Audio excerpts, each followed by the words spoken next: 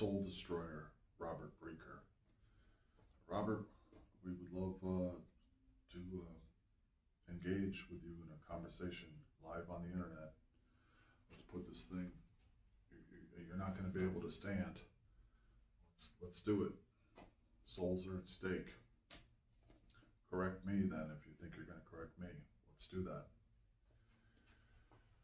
So Robert Breaker, this is part 3 of the soul destroyer, Robert Breaker. He spent 7 years in Honduras as a young man, just getting out of the Peter Ruckman Pensacola Bible Institute. Ruckman was a madman. He's outrageous, interesting, charismatic, but truly one of the devil's agents. So Breaker graduates from there and thinks he knows something, runs off to Honduras to confuse souls out there for 7 years. So how many souls did he destroy in Honduras with his false teachings? So this is going to be kind of a roundup to begin Breaker to begin his gospel message. 1 Corinthians chapter 15, verse 1 through 4, where he's going to try to shrink the gospel. It has 13 chapters, 14 chapters before he goes into 1 Corinthians chapter 15, verses 1 through 4. So clearly the gospel message is a lot larger than what Breaker wants it to be and what the devil wants it to be. The devil wants you to just believe this is the only thing that you need to believe in. No, you have 14 other chapters to gain wisdom from. That wisdom, and to do that wisdom, the devil hates obedience. The devil hates effort. The devil hates the love of God. The devil hates those things, and Breaker breaks your legs so that you will not have any of those, and you will not enter the kingdom. So the Bible colleges are full of false teachers and false teachings. Satan is a liar, and he roams the earth seeking those whom he can destroy. He's in the Bible colleges. He's in the Bible teachings. To think of a no-works gospel is just ludicrous. Yet we have millions of claiming it. Peter Ruckman was his teacher, Robert Breaker's college teacher at the Pensacola Bible Institute. Later we'll look at him and how entertaining and crazy he is, full of stories and full of falsehoods. And people are just charmed by him, but he's got rat poison in his back pocket, and he has his hidden hand in his front pocket. He's most likely a Freemason, maybe even a government operative. He speaks about UFOs and every other conceivable conspiracy. His family for generations being involved in high places in the military. He's the 3rd generation after 2 generations of elevated military status in his family. Be patient if you want to learn the truth. Hang in there and you will be healed of the rat poison of these monsters. The rapture, unheard of for 18 centuries, is here and on the lips of many believers. Listen, it was granted for you to believe if you do have some type of revelation from Jesus. It was granted for you to believe. That's how you came out of your deadness with power, hopefully. And then this rapture thing came in. So it was granted for you to believe. I'm sorry, I got off track there. It was granted for you to believe, and it was also granted for you to suffer. I'm sorry to say that, but that's the truth. If you have to suffer, that's part of the deal. It says removes. Okay, and Breaker is on the way to remove the teachings of Jesus from your walk. He claims that Jesus and Paul are preaching 2 different gospels. He removes Jude, John, 1 John, 2 John, 3 John, Peter, Hebrews. Even Hebrews surely was written by Paul. He removes the required command to love one another. That's a work. Not only a noun to understand the depth, the height, the width, the depth, the north, the south, the east, the west, the interior of love of Jesus Christ, but you're commanded to love one another. That's going to be a work. You're going to be judged by your works. He removes water baptism. You won't even be clothed. You won't even have the marriage ceremony of life. And that would be unheard of too for 18 centuries. No one would say you don't need to be baptized until this wicked 200 years of Satan and his falsehoods coming out through these type of monsters. Declaring every sin is covered in the blood. I mean, this is absurd. Jesus came to destroy the chains of the devil on you. You're not to return to the world. You're not to do any heinous crime. That would be outrageous. You're tempting God. That's just absurd. I don't understand how someone could think to believe in Jesus Christ, the holy, glorious Jesus, and to think that you could commit some type of high crime. You are walking on dangerous ground. Therefore, let's see, neglecting Paul's teaching. Yeah, Paul taught to keep a good conscience. He didn't have any a bad conscience before man and God. And he never said it was finished until it was 20 years later. And he said he kept the faith. And he finished the race. He wasn't finished when he began. He finished at the end. He claimed victory at the end. He fought the good fight. Clearly, there was a fight to be won. And Breaker and his associates are your enemy. They're trying to destroy your soul, whether they know it or not.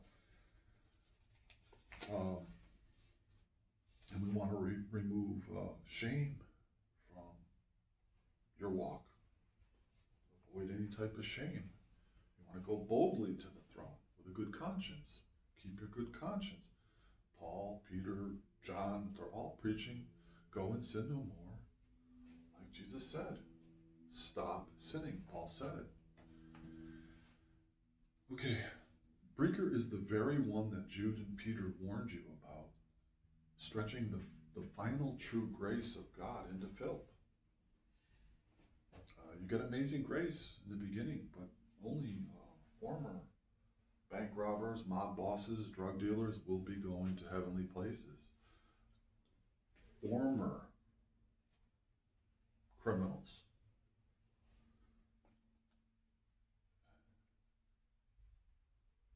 They will go. Former criminals, former sinners become holy saints. They have, those who were his have crucified the flesh and the lusts thereof. Anyone who calls on the name of Jesus Christ must depart from sin, the evil of our old ways. He shrinks down the gospel to this believe in the blood only. Paul said you had to grow in love and grow in wisdom. Make every effort. Not just, I believe in the blood. It's juvenile. It's adolescent. It's milky. So his big verse is 2 Timothy 2:15, as I've tried to emphasize.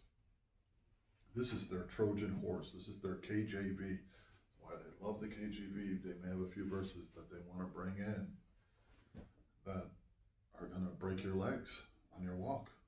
It says in 2 Timothy 2:15, they say you don't need works. 2 Timothy 2:15. Where is it? I wrote it down. They're going to say, study to show yourself approved, a workman that need not be ashamed, rightly dividing the word of truth.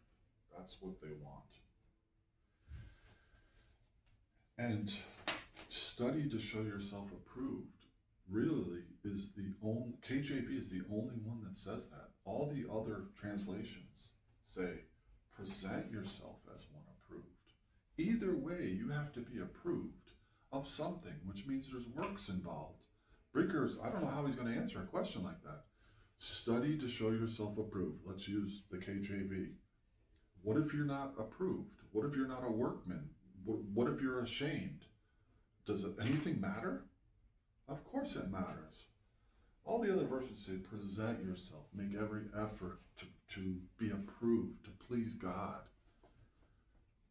All the other translations say, present yourself as one approved by God, a workman that need not be ashamed. And then they'll say, carefully handling. Some will say rightly dividing, but they're certainly not saying rightly divide Jesus out of your life, his teachings. They're not where we have it. Rightly dividing would be the difference between the Old Testament and the New Testament. There's some fog there, but certainly it's solved in Acts 2. And then the first Cornelius was doing the same type of things, presenting the same gospel. It's not some changed gospel, although they want it to be. That's why Jesus said, turn my lambs into sheep. Remember when he told Peter? He told Peter, feed my lambs, tend my lambs, feed my sheep, tend my sheep. Right there you can see a growth between a lamb becomes a sheep. And that's why I've said it over and over. Once saved, always saved makes no sense. You're a baby Christian. You need to grow into the full adulthood. That one has assurance. That one has excellent standing. That one has the power of resurrection. The one that is conformed into the life and faith, of course, but you're conformed into the life of Jesus Christ. That one has the power of resurrection. Bank robbers are, that's just absurd. How could you fall for this man? Then there's another group out there that wants to bring this Holy Spirit baptism. Great, you received supernatural power from God, revelation. Hopefully you all have. That gives us the power. There's no boast in our works. God has given us the power of knowing him, not just faith. Faith grows into knowing Jesus through signs, symbols, wonders, dreams. Who knows how he does it? God works in mysterious ways to give you the power that he's there, working with you. I don't think Robert Brinker knows about that power. He doesn't discuss the supernatural. Well, if you're a liar, you don't expect to get the supernatural power. You love lies. If you love Brinker and you love this faith alone and you love it is finished when it's begun, do you think God's going to help you? You're a liar. You don't even love the truth. You don't love righteousness. You don't thirst for righteousness. You just want to get a free gift. You don't want to run the race. You don't want to make any effort. So you won't get any power and you won't have the ability to defeat sin. I'm empowered by Christ. I have the ability to defeat sin because I know him. He's my friend. His pre-trib rapture is a modern fable that began in the beginning of the 1800s.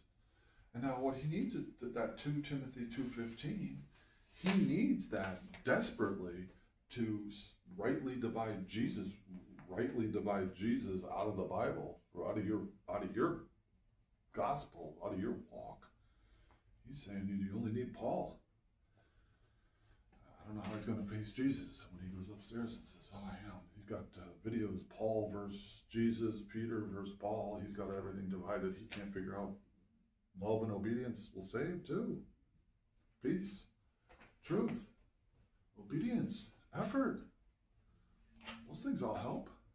You're going to ultimately need God's grace. Grace to get in and grace to get out. So, Paul says at the end, I fought the good fight, I have finished the race, I have kept the faith.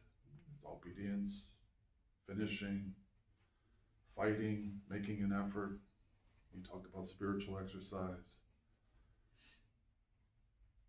Now, Paul is talking about the crown of Christ and victory at the end of his faithful walk, not at the beginning. But a lot of you have just been tripped, and your legs are broken. You're not even making an effort.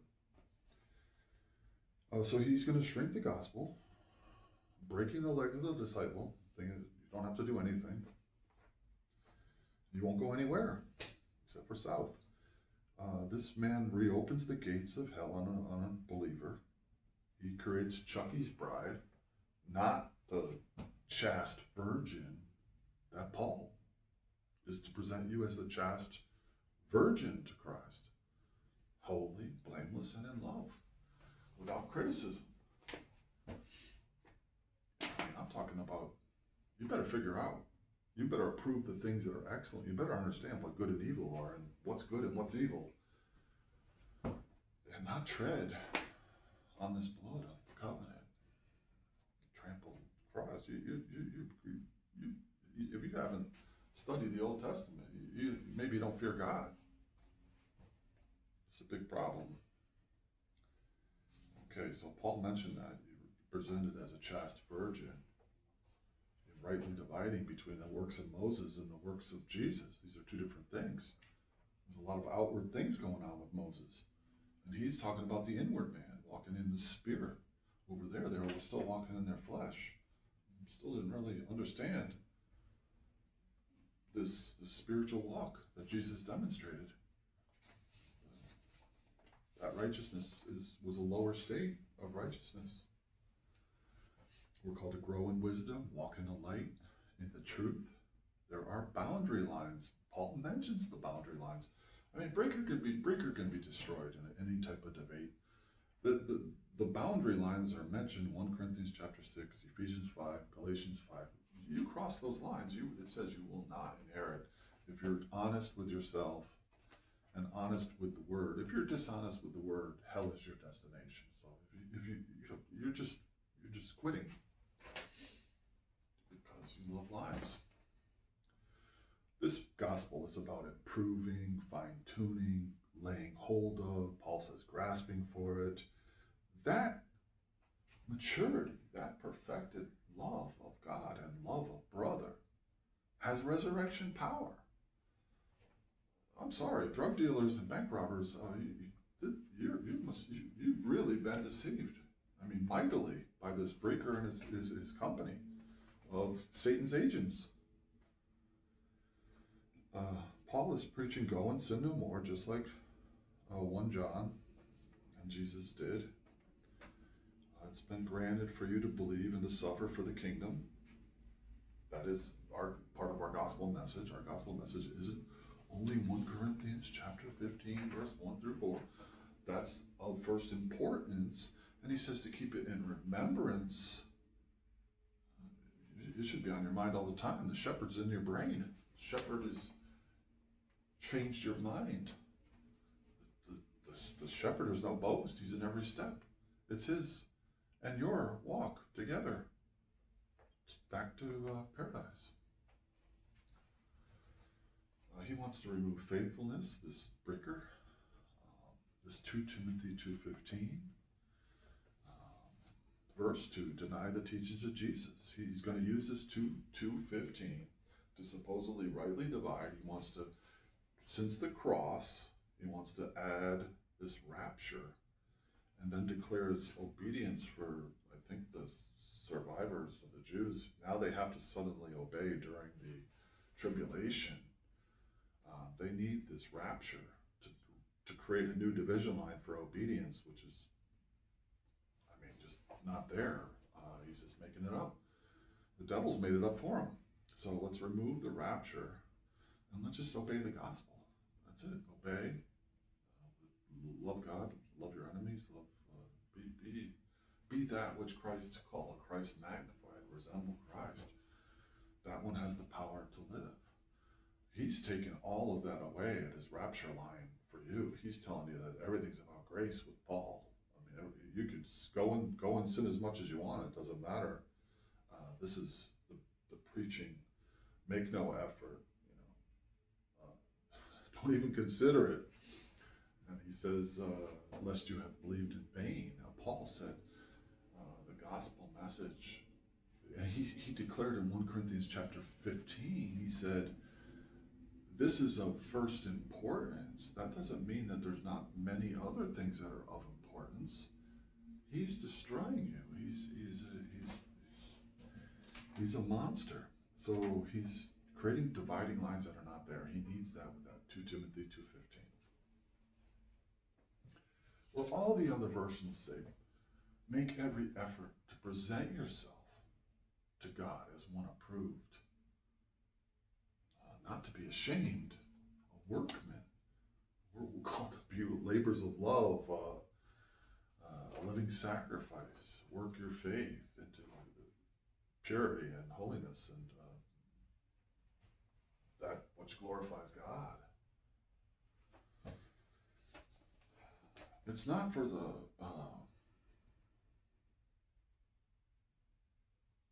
corrupt.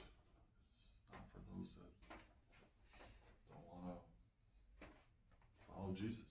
They want to follow the ways of the world. So Breaker's going to try to remove your faithfulness.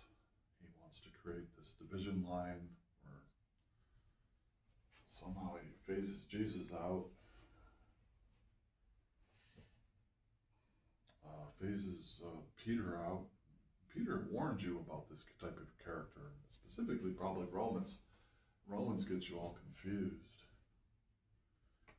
twist you all up in Romans. You better to start with James, the first gospel. Nothing's changed with James and all the rest. Peter tried to warn you about this type of character, confusing you and removing. He removes baptism. He removes obedience. He removes growing, perfecting, being found approved. As all the other verses here say. But now he wants you to have studied to show yourself approved. Well, what if you don't? Nothing matters to him. It's all about grace. So,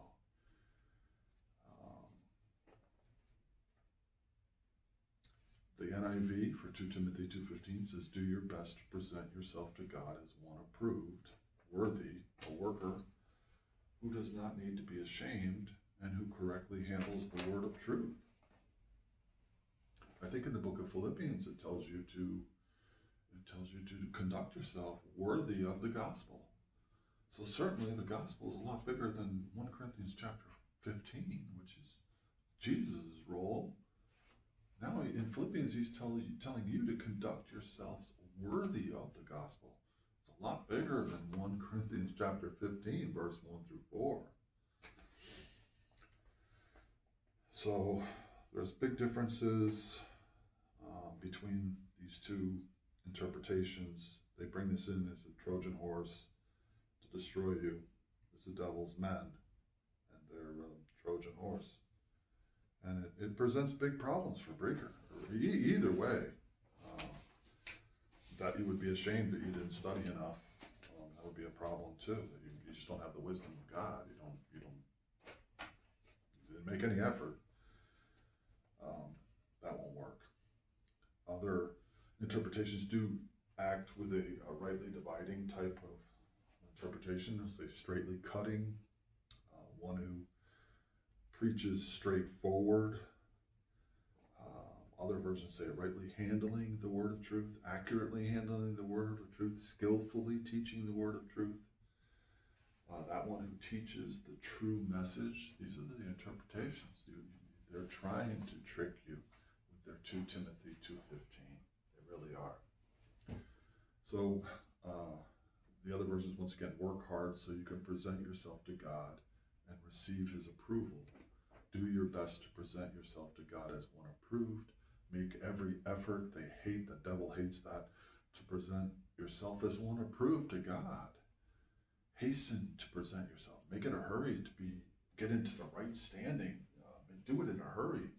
Don't spend too much time out of bounds, or you're walking in dangerous territory. God's not playing around. You best not play around either. Study to show yourself. We don't know that's his verse. Study and do your best to present yourself to God approved. That's the Amplified version. strive to conduct yourself perfectly before God. I think hopefully you got the point about my complaint against Robert Breaker. And we're eager to settle this.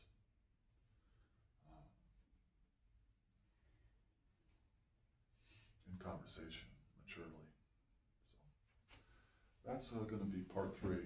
Part 4 will be letting Breaker speak his 1 Corinthians chapter 15 and move forward from there. So you got to be very careful with this character. And as we watch this, his gospel message is what he believes is the gospel. We'll look at it and we'll dissect it and give you the truth, the bigger, not the little tricks of Robert Breaker and his devilish associates. Have a good day.